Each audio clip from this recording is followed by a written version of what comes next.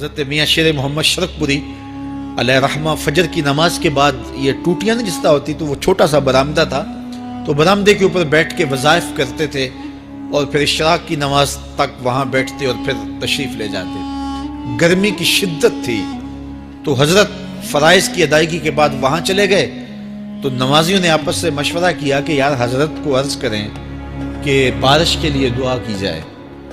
تو حضرت جا کے وہاں اپنے وظائف میں لگ گئے، تو انہوں نے کہا چلو ہم مسجد کے سین میں کھڑے ہو جاتے ہیں، حضرت توجہ کریں گے تو عرض کریں گے۔ تو جتنے نمازی تھے وہ سارے صحن میں کھڑے ہو گئے اور برآمدے کے اوپر میاں صاحب وظائف میں لگے۔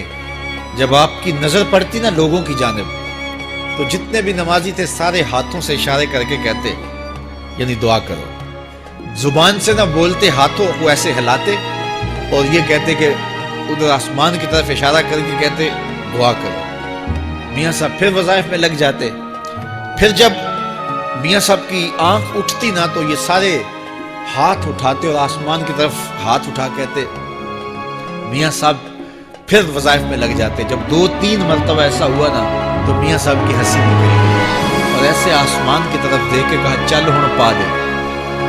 کہتے ہیں بس یہ بات کہنے کی دیر تھی کہ چھم چھم می برسنے۔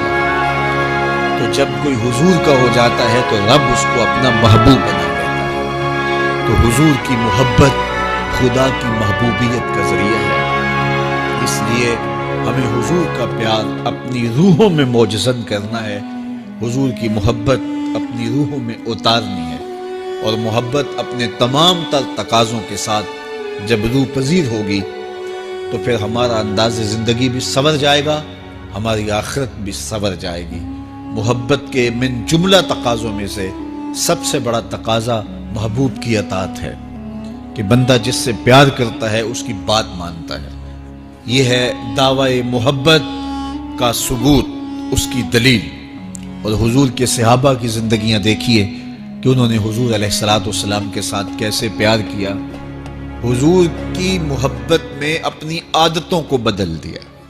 حالانکہ عادتیں نہیں بدلی جاتی، 2 سکے بھائی ہوں، رشتہ کتنا گوڑا ہے، اور ایک گھر میں پرورش پائی ہے، ایک گود میں پلے ہیں، ایک باپ کے گہوارہ تربیت میں رہے ہیں، لیکن طبائع میں اختلاف یہ ایک فطری بات ہوتی ہے۔ ہمارے پاس لوگ آتے ہیں، 2 سکے بھائی ہوتے ہیں، ایک کی طبیعت ادھر کو جا رہی ہوتی ہے، دوسرے کا مزاج ادھر کو جا رہا ہوتا ہے، ایک سخت نرم مزاج ہوتا ہے اور دوسرے کی آنکھوں سے انگارے پھوٹ رہے ہوتے ہیں، ایک معاف کر دینے والا ہوتا ہے، ایک سخت غصیلا ہوتا ہے، ایک کی طبیعت کے اندر تلخی کی چنگاریاں ہوتی ہیں اور ایک کی طبیعت کے اندر نرمی کے پھول ہوتے ہیں۔ آپ نے بھی دیکھا ہوگا، تو یہ ایسا ہوتا ہے۔ اب اسی طرح کھانے پینے کی چیزوں میں طبائع کا اختلاف یہ فطری بات ہے، ایک کو ایک چیز پسند ہوتی ہے، دوسرے کو وہ چیز پسند نہیں ہوتی ہے۔ بعض اوقات ماں کو مسئلہ ہوتا ہے کہ یہ چیز اگر میں تیار کرتی ہوں تو میرا دوسرا بیٹا نہیں کھاتا، تو اس کے لیے بعد سے الگ سے کوئی چیز تیار کرنی پڑتی ہے کہ اس کی ڈیمانڈ یہ ہے اور میرے اس بیٹے کی ڈیمانڈ یہ ہے۔ مائیں مزاج سمجھتی ہیں، ایک آغوش میں پرورش پانے کے باوجود خون ایک ہے، گہوارہ تربیت ایک ہے، دودھ ایک ہے، لیکن طبیعتوں کے اندر اختلاف پایا جا رہا ہے۔ لیکن صحابہ کی زندگیاں دیکھیے، انہوں نے اپنی طبیعتیں بھی حضور کی طبیعت کے سانچے میں ڈال دی۔ حضرت انس بن مالک کو کسی نے دیکھا کہ وہ شوربے سے کدو کے ٹکڑے نکال نکال کے کھا رہے، تو کہا یہ کیا کر رہے ہو؟ کہا میں نے ایک دن حضور کو یوں کرتے ہوئے دیکھا تھا۔ تو طبائع کا اختلاف یہ ایک فطری اختلاف ہوتا ہے، لیکن صحابہ نے اس کو بھی چھوڑا اور حضور کی محبت کے سانچے میں ڈال دیا۔ پھر اس چیز کا انتظار نہیں کیا کہ حضور کا فرمان کیا ہے، حضور کی چاہت پہ اپنے مزاج کو بدلا۔ اللہ اکبر۔ حضور علیہ السلام مدینہ المنورہ کی گلی سے گزر رہے تھے، ایک گنبد نما مکان بن رہا تھا، اور ایسے مکان حضور کو پسند نہیں تھے۔ تو آقا کریم علیہ السلام نے پوچھا یہ مکان کس کا ہے؟ کہا فلاں انصاری کا ہے۔ حضور گزر گئے، چہرے پہ تھوڑے سے ناگواری آثار حویدہ ہوئے۔ کسی نے اس صحابی کو بتا دیا کہ حضور گزرے تھے، تیرے مکان کو دیکھا، شاید پسند نہیں آیا۔ 2-4 دن کے بعد حضور دوبارہ گزرے، دیکھا کہ وہاں ملبے کا ڈھیر پڑا ہوا تھا۔ فرمایا اس صحابی کو بلاؤ. بلایا گیا. کہا میں پرسوں ترسوں گزرا تھا, تیرا مکان دیکھا تھا, یہ کیا ہوا؟ عرض کی میں نے گرا دیا ہے. فرمایا کیوں؟ عرض کی سنا تھا آپ کو پسند نہیں, سنا تھا آپ کو پسند نہیں. میں اور آپ دیکھیں ہمارا کیا کیا حضور کو پسند, سر سے لے کر پاؤں تک, نجی زندگی سے لے کے سیاسی زندگی تک, اپنے امور ذات سے لے کر کے اپنی معاشرتی زندگی تک, ہمارا کیا کیا حضور کو پسند نہیں, اور ہر وہ چیز بدل دیں جو حضور کو پسند ہے. محمد دی زیارت محمد دے رنگ وچ, اے ٹھگ بازیاں جانے پیارا محمد صلی اللہ علیہ وسلم. میرے شیخ کامل کا ایک شعر ہے, اور وہ شعر اتنا وزنی ہے کہ اگر میرے پاس جواہر لال موتی ہوں اور میں ایک پلڑے میں ڈال دوں اور ایک پلڑے میں یہ شعر رکھ دوں تو یہ شعر پھر بھی بھاری ہوگا. یاری لا تو پاک نبی سنگ, اے پر پوری یاری, پھر درود قبول ہے تیرا لکھ نہ لوں ایک واری. 1.25 لاکھ مرتبہ درود پڑھنا ایک طرف, اور ایک دفعہ حضور کی ذات پہ درود پڑھنا, ان کی محبت کے سانچے میں یوں ڈھل کر کے جو وہ کہتے ہیں وہ میری زندگی کا عمل ہے, یہ اس سے بستی ہے, یہ اس سے بھاری ہے. تو حضور کی محبت. حضور کے ایک صحابی تھے, وہ حضور کو ملنے آئے, اور آئے تھے بحرین سے. اچھا, انہوں نے حضور کو سلام کیا تو حضور نے رخ پھیر لیا, ناراضگی کا اظہار کیا. تو وہ سمجھے کہ شاید حضور نے ایسے ہی رخ پھیرا, تو جدھر حضور نے رخ پھیرا وہ ادھر جا کے سلام کرتے ہیں. تو حضور نے پھر رخ پھیر لیا. سمجھ گئے کہ حضور ناراض ہیں. اب انہیں سمجھ یہ نہیں آ رہی تھی کہ ناراضگی کا سبب کیا ہے. وہ اصحاب رسول سے پوچھنے لگے کہ حضور مجھ سے ناراض لگتے ہیں, آپ میں سے کوئی بتا سکتا ہے کہ حضور کیوں ناراض ہے؟ اللہ اکبر. آج تو کوئی بڑا باپ ہو, مرشد ہو, استاد ہو, ناراض ہو جائے اور شاگرد کو ناراضگی کی وجہ معلوم نہ ہو تو وہ الٹا ناراض آگے سے ہو جاتا ہے کہ میں نے جرم کیوں کیا ہے کہ استاد کا مزاج بگڑ گیا ہے. اللہ اکبر. لیکن ذرا دیکھیے, رنگ دیکھیے محبت کے. وہ صحابہ سے پوچھتا پھرتا ہے کہ حضور مجھ سے ناراض ہیں, مجھے بتائیے کہ کیا سبب ہوا. تو انہوں نے کہا کہ یہ تیرے ہاتھ میں جو سونے کی انگوٹھی ہے اس سے حضور ناراض ہے, کیونکہ حضور اس کو منع کر چکے ہیں. امت کے لیے سونا چاندی حضور نے امت کے مردوں کے لیے منع فرما دیا. صرف 4.5 ماشے سے کچھ کم کی انگوٹھی چاندی کی, اور وہ بھی عدد میں 1 ہو, شریعت نے جائز رکھی ہے.